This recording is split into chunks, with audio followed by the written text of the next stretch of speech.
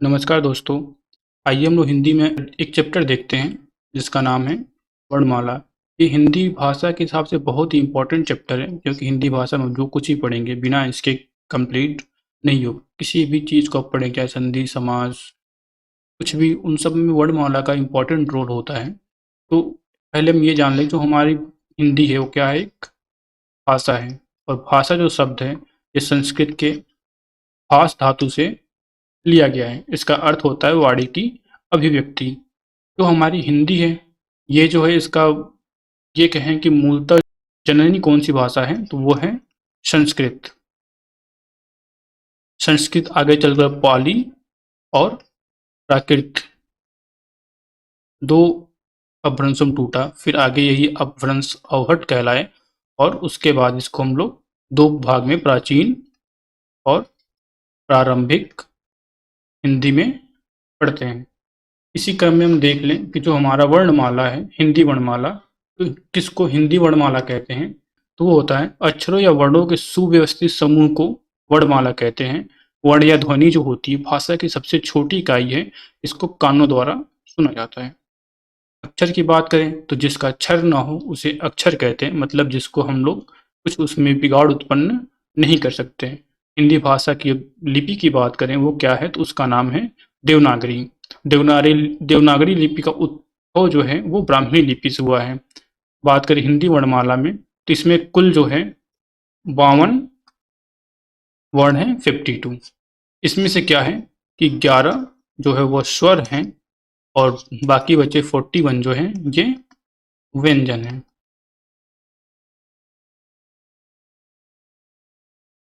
मूलतः स्वर आप जानते ही हैं, 4 जो हैं आपके ह्रस्व स्वर हैं, और 7 आपके दीर्घ स्वर हैं।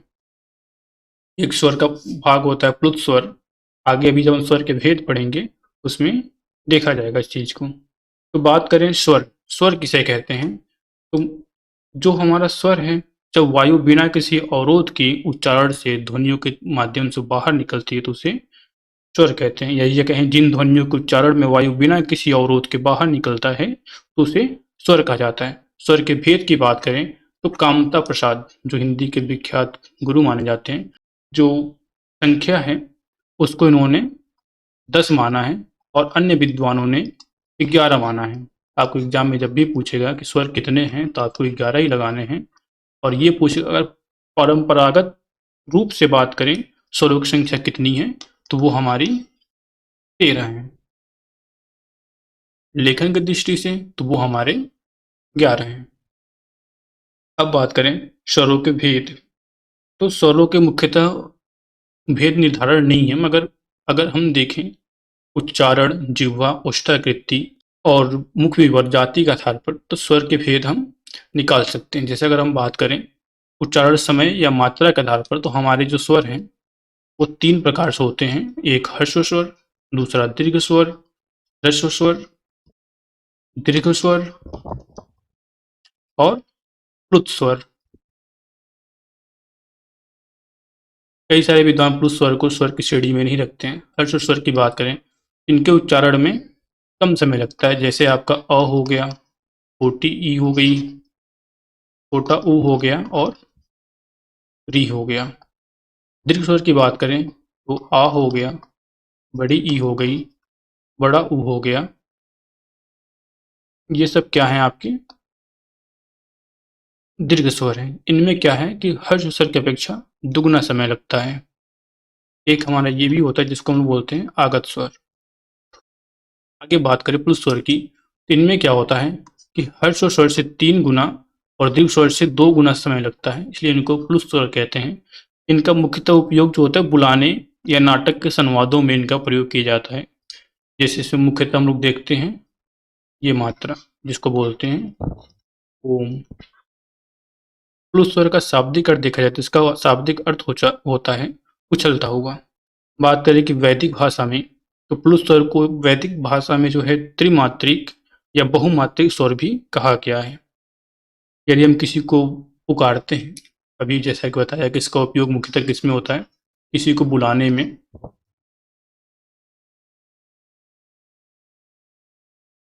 या फिर नाटकों में उपयोग किया जाता है। तो जैसे बुलाएंगे किसी को नॉर्मली नाम देंगे तो होगा, मान लीजिए राम की बात करें तो ये हो गया राम। और किसी को जैसे राम को बुलाएंगे तो क्या बोलेंगे, राम, इस तरीके से। तो इसका उपयोग मुख्यतः क्या होता है, बुलाने में प्रयोग किया जाता है। अब हम बात कर लें दूसरे प्रकार की। दूसरे प्रकार की बात करें तो वो हमारा है जिह्वा प्रयत्न के आधार पर। तो जिह्वा प्रयत्न के आधार पर भी हमारे 3 प्रकार होते हैं। ये सब सिंपली मान लें कि ये हमारी जिह्वा है, तो इसके 3 भाग होंगे। ये होगा अग्रभाग, ये होगा पश्च भाग और ये होगा मध्य भाग। इसी के आधार पर हमारे होते हैं अग्रस्वर, पश्च स्वर और मध्य स्वर। अग्र स्वर की बात करें तो जिन स्वरों के उच्चारण में जीभ का अगला भाग ऊपर उठता है उन्हें अग्र स्वर कहते हैं। जैसे छोटा ई, बड़ी ई, ए और ए। आप इनको एक बार उच्चारण कर कर देखें, क्या होगा कि जो इनका उच्चारण है वो जीभ का अगला भाग ऊपर आएगा। बात कर ले पश्च स्वर की, तो जिन स्वरों के उच्चारण में जीभ का पिछला भाग सामान्य स्थिति से हल्का ऊपर उठता है तो उन्हें पश्च स्वर कहते हैं। जैसे आ, उ, बड़ा ऊ, ओ, और आगत स्वर। आगत स्वर आपका ये होता है, इसको बोलते हैं आगत स्वर। इसको एक्चुअली में क्या है कि इंग्लिश भाषा से लिया गया है और स्वर की श्रेणी में रखते हैं, इसलिए इसको आगत स्वर कहते हैं। हमारी हिंदी वर्णमाला का भाग नहीं, बाद में जोड़ा गया है। मध्य स्वर की बात कर लें तो जीभ के मध्य भाग के सहयोग से इन शब्दों को उच्चारण हो पाता है। वो आपका बस एक ही है अ। जब भी आप अ बोलेंगे तो आपको महसूस होगा कि आपका जीभ का जो मध्य भाग है वो हल्का सा ऊपर उठ रहा है। अब बात करते हैं तीसरे प्रकार की, ओष्ठाकृति के आकार पर। ओष्ठाकृति के आकार की बात करने में क्या होता है कि जब हम स्वरों का उच्चारण करते हैं तो हमारे ओठ के आकृति में बदलाव होता है। और ये भी जो है 3 प्रकार के होते हैं। एक होता है वृत्ताकार, दूसरा होता है आपका अर्धवृत्ताकार, इसको बोलते हैं अवृत्ताकार, और तीसरा आपका होता है उदासीन। अब बात कर लें वृत्ताकार में कौन कौन से आते हैं, उसमें आता है आपका उ, छोटा ऊ, ओ, औ और आगत। वृत्ताकार में होता क्या है कि जिनके उच्चारण में होठों की आकृति जो है वृत्ताकार हो जाती है वो वृत्ताकार या वृत्तमुखी कहलाते हैं। अवृत्ताकार की बात करें तो जिनके उच्चारण में ओठों की आकृति अवृत्ताकार हो जाती है वे अवृत्ताकार या अवृत्तमुखी कहलाते हैं। जैसे आ हो गया, छोटी ई, बड़ी ई, ए और ए।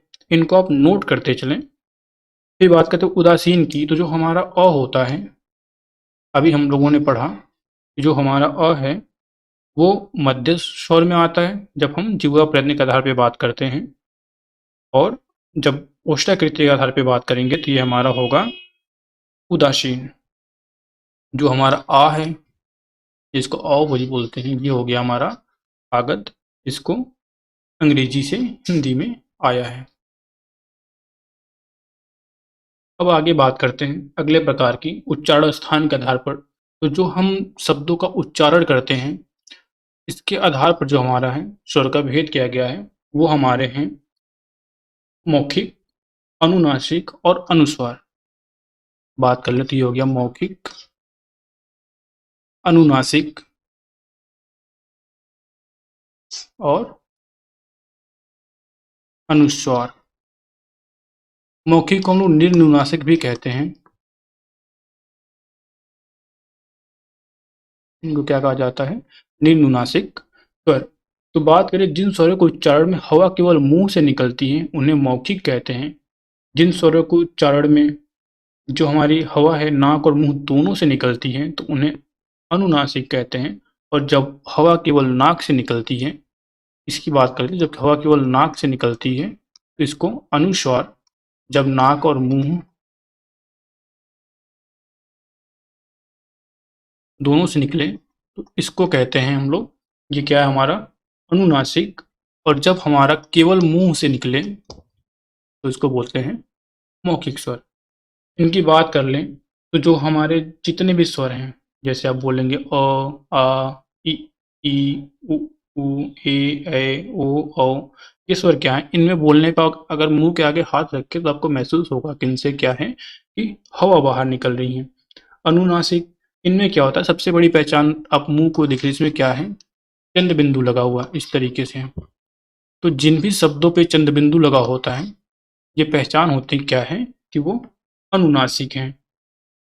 जैसे गांव, दांत, आंगन, चांद, ये सब क्या है कि अनुनासिक हैं। अनुस्वार की बात करें तो इनकी पहचान है कि इनमें ये बिंदु लगी होती है और ये अनुस्वार की पहचान होते हैं। जैसे आपका अंगूर, सन्यासी, कंकड़, ये सब क्या है? आपके अनुस्वार के पहचान है।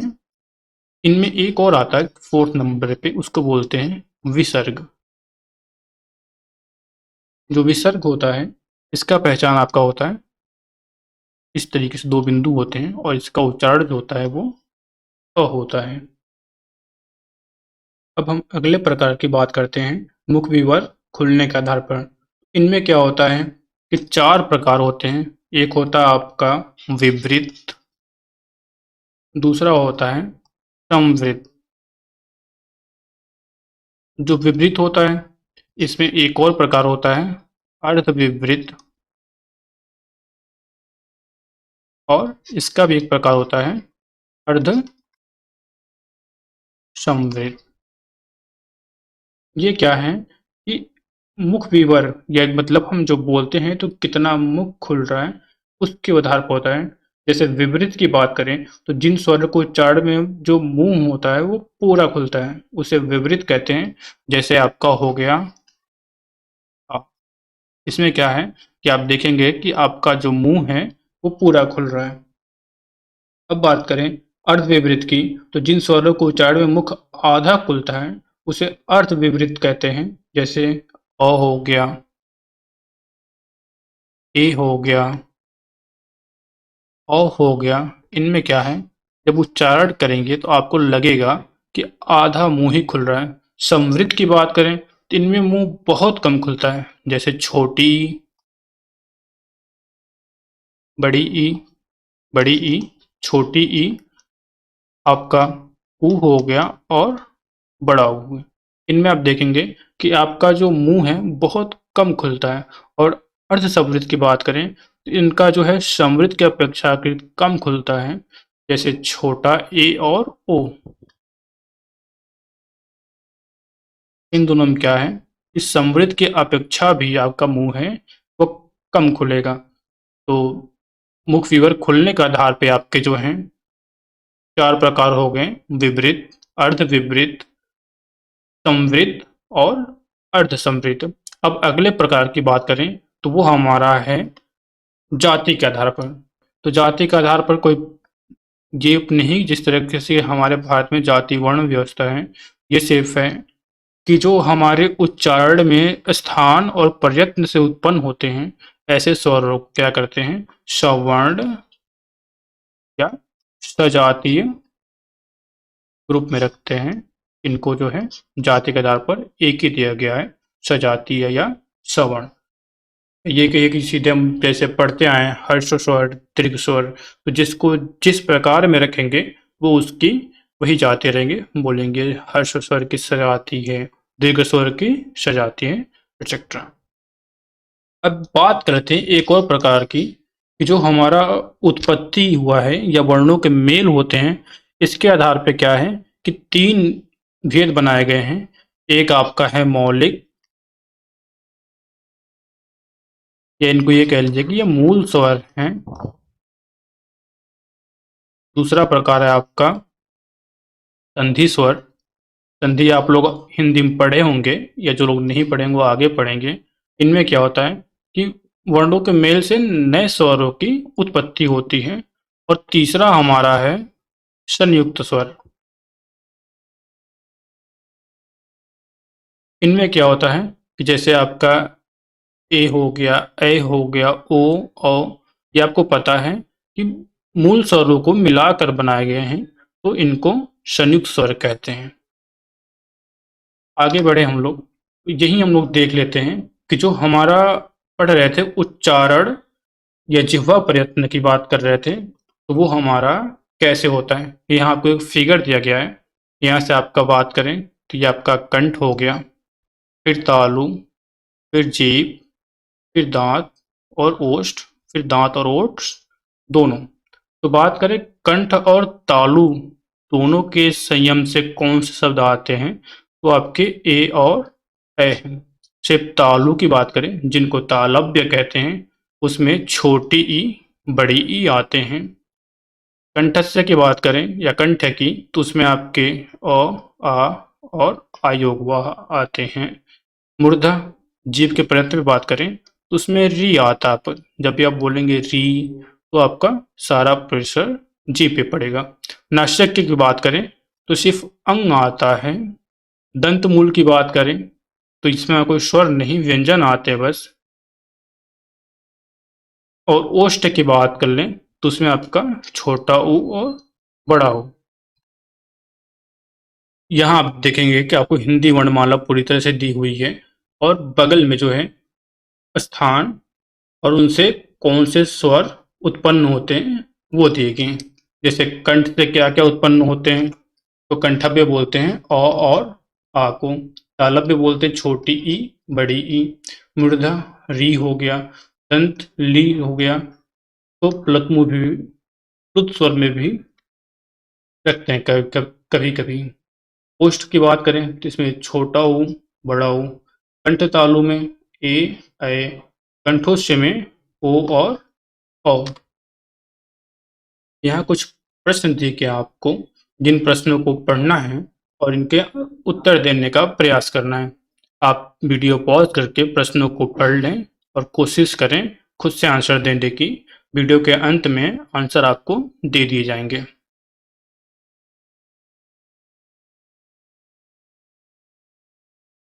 अब हम देखेंगे कि स्वरों की विशेषताएं। स्वरों की कुछ विशेषताएं हैं जो अगर आपको याद रहती हैं तो एग्जाम टाइम में आपको बहुत ही हेल्पफुल होंगी। जैसे बात करें तो सभी स्वर क्या हैं, ये सघोष होते हैं।